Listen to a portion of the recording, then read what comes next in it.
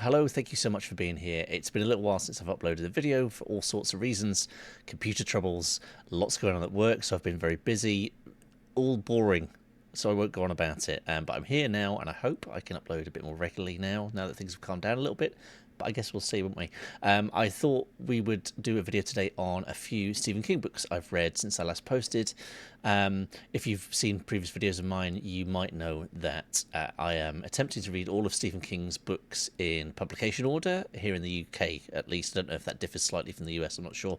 And I was approaching a kind of small section in the run of fantasy related books, and again, if you've seen previous videos of mine, you'll know that I'm a little bit intimidated by fantasy books. I've not read a huge amount of them. I don't know how I'm going to get on with them, and that was the case with these. So let's dive in and see what I thought, shall we? The first one that I came up against was The Eyes of the Dragon by Stephen King. And this is not only a fantasy novel, it's also aimed at younger readers, I believe. I think Stephen King actually wrote this for his daughter when she was growing up. She wasn't so into his kind of more traditional books, so he thought, I believe the story is that he thought he would try and write something that would appeal to her, and it did.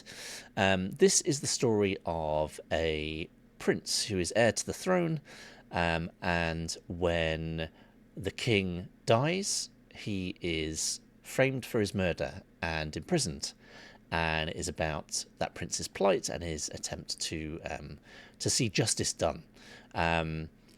It's as I say, it is for younger readers, and you can tell that. I actually enjoyed this quite a bit. It's not one of King's greatest, I don't think, but I got on with it better than I was expecting. The one issue I had was there is a point in this book where you realise as a reader, or I did at least, what the prince's plan is for his next steps. And it then takes the next 50 to 60 pages to slowly tease out and then reveal what that plan is fully, even though, maybe because I'm an older reader rather than the younger audience this is aimed at, to be fair, it's something you knew was going to happen kind of 50, 60 pages before. So that was a little bit frustrating to go through that phase of the book. But on the whole, a pretty simple tale. There are nods. There's a character in this that is involved with the framing of the prince, who is kind of potentially connected with another sinister character in other King books. So that was fun. The thing I like about King, the thing that's always appealed to me reading them in order, the publication order, is there is some of this continuity throughout some of his books, and characters that will pop elsewhere, and a certain character that might pop up in different forms. I love all that. I love the idea of that. So this was part of that, and I enjoyed it for that reason, if nothing else.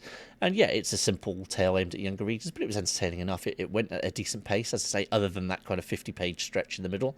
But yeah, if it's something like me you've kind of avoided because you weren't sure whether it would be any good, I would say definitely worth a read. The next book was a reread, and the reason will become clear. This was The Gunslinger, which is the first book in the Dark Tower series, which is 7 books long, 8 books long, in fact. There is an 8th book, The Wind Through the Keyhole, which is kind of set, I think, between the 4th and 5th books, maybe. But again, reading them in publication order, so the main series I'll be reading 1 to 7. And the next up, after Up the Eyes of the Dragon, was the second book in the series, and it had been 2 or 3 years since I'd read The Gunslinger. Which is the first book in the series, as I say, and I struggled a bit with this one for a number of reasons the first time I read it. Pacing, the fact that it was fantasy at all, and I think, as I say, I've got this kind of predetermined idea that I'm going to struggle with fantasy, which I think impacts on the reading of it. And yeah, I didn't know where it was going, which is fine, but I'd heard so many things about how I think The Dark Tower is a divisive series for Stephen King fans and for readers in general. But for the people who like The Dark Tower, they really, really, really like it. And although I had read that this is the toughest one to kind of get through, despite it only being relatively short, I did find it a little bit tougher to get through than his normal books the first time. So I was kind of thinking, oh, okay, it's been a while. I remember the basics, but I really think if I'm going to roll straight into book 2, I should reread this. And I have to say, I found it a lot easier to get through this time, a lot more enjoyable this time, kind of knowing the type of book it was going to be. This is about the gunslinger, the eponymous gunslinger called Roland, who is on a quest. He is chasing the Man in Black, this mysterious figure who may or may not, like in the previous book, I was talking about the Eyes of the Dragon, may or may not be connected to a really sinister figure that is in other Stephen King books. Again, I love that element of it. And it's about his journey trying to catch up to that guy and ultimately reach a place called the Dark Tower, which is a mysterious place we don't really know a huge amount about by the end of this book, other than seems to be his destiny to try and reach the tower. Yeah, much, much easier to get through this time, and I think that is partly down to my kind of feelings going in and kind of having told myself I was going to struggle with it. This isn't a struggle to read. It's essentially 4 or 5 short sections stitched together. It's a good book. It's not incredible, but it is intriguing enough that I was glad to be carrying on with the second book. And yes, essential, it turns out, for setting up the following books. So yes, after this, I went on to book 2 in the Dark Tower series, which is The Drawing of the Three. I had no idea what to expect with this one. I'm going to change hands because my arm's aching. I'm a weed. What do you want from me? The Drawing of the Three, I just thought it was going to continue in the same vein as the first book, a kind of Western-styled fantasy novel, pretty slow, but not annoyingly slow, just relatively slow pace. This is part fantasy. This is part action movie. This is part Quantum Leap. Somehow, if you ever saw Quantum Leap's a series from the early to mid-90s, I think it was. There was a revival more recently, but I didn't see that, about a scientist who could leap, if you like, into other people's bodies from within his lifetime, and he would kind of appear in their body, not know who they are, and he'd have some dilemma every week he would have to fix for them.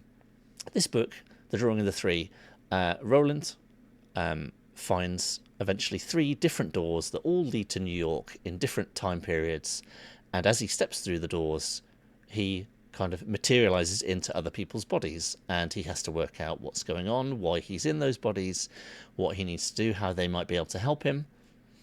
This was an absolutely superb book, and it was so different to what I was expecting. Took a real left turn there in terms of this kind of almost now sci-fi element as well as fantasy.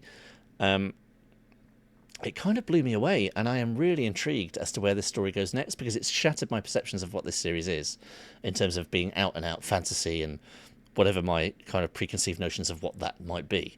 My mind is now completely open, and I am so excited to get to the rest. The only problem being, because of my stipulation if I'm going to read these books in publication order, it's not too bad for the next book. The third book in the series is, I think I've got 4 books to get through from Stephen King before I reach that one.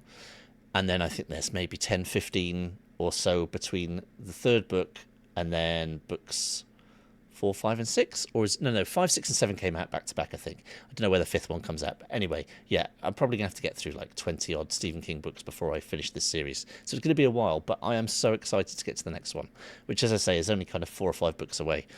So I might be prioritising Stephen King stuff over the next few weeks and months, despite having some other projects on the go where I've got other books kind of lined up to read that I'm excited to read. This series is something I'm so intrigued by now, and just from this book, I can see why people hold it in high regard. And I tried to look at some spoilery lists of people ranking the books in order, and a few people have this top of the tree, but other people have future ones in the series way above it and stuff. So I mean, I love this so much that if there are better books in this series, then I've got a real treat in store. But yeah, I'm fully in on the Dark Tower now, it seems, which is exciting. So yeah, those are my latest 3 Stephen King books. The next one, publication-wise, that I'll be reading is Misery. Saw the film many years ago, but I've never read the book, so looking forward to that one. But that's me for now, I think. Yeah. If you've read The Dark Tower, let me know what you think. Do I have a treat in store, or have I peaked at The Drawing of the Three, or is there better stuff to come? Let me know what you think, please, in the comments. I would appreciate it very much, and I'll be back soon. But in the meantime, thank you so much for watching, and I'll catch you next time. Goodbye.